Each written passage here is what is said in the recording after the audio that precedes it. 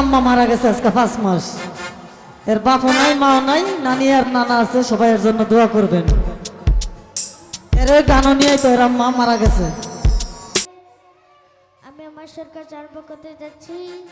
আমার গানের বাসায় সরাসরি দ্রুত করে ভোট উঠে থাকে, তাহলে ছোট মনীষা বা ছোট মনীষা বাপের আসসালামু আলাইকুম। রনি মামা অনুপতি সালাম আসসালামু আলাইকুম।